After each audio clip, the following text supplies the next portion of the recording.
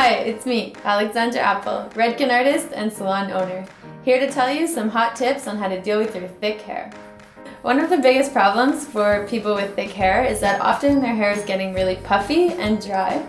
So they tend to say that the hair puffs outwards, and I'm here to tell you guys what the best products are to deal with that.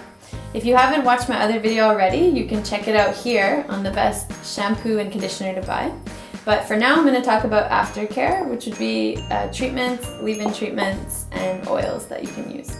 So the first product I'm going to talk to you about is the Real Control Cremacare, which is a leave-in styling treatment. And this is going to absolutely change the way your hair feels and acts and will surprise the hell out of you, actually.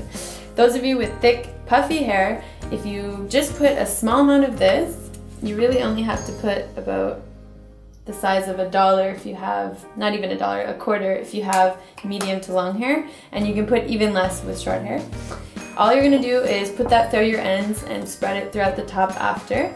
And this is going to hydrate, give protein, and completely change the way your hair feels. It's going to soften it because of the shea butter that's inside, and just help you to reshape the way your hair falls.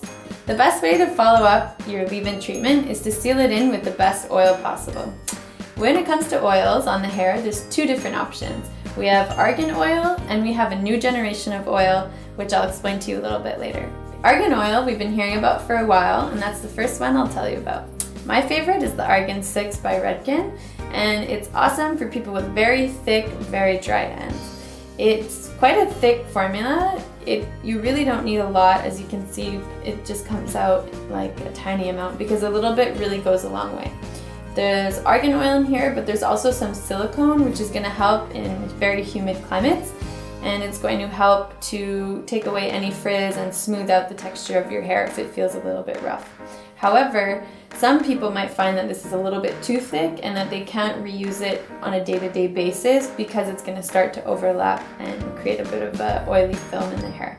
So this is when the second generation of oils comes in.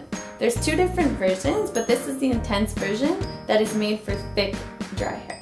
What makes this oil different than the argan oil is that it's a little bit finer and will absorb a bit deeper into the hair. Therefore, you don't have to worry about putting a little bit too much because it will absorb right in, and you can put it on a day-to-day basis. You also don't have to put a lot, so a little bit goes a long way, and it comes in a super nice bottle. It's super important that you put an oil after you put your leave-in moisturizer because, as we know, oil floats on top of water, right? And water is considered a moisturizer. So if we put our oil on top, it's going to seal that moisture in the hair. If you skip a step and let's say don't put your leave-in conditioner or leave-in treatment, then you're kind of just sealing what's already dry. It might feel softer on the outside, but the inside of the hair is actually still going to be quite dry. So it's really important that you get that leave-in treatment and then put the oil on top. And don't do the reverse because the treatment will not be able to penetrate through the oil. You can also make it a little bit easier by putting a few drops of the oil in the actual treatment, so you can do a 2-in-1 steps. So try that at home and let me know how it goes. Thank you for watching, and tune in next week to hear about some more awesome tips.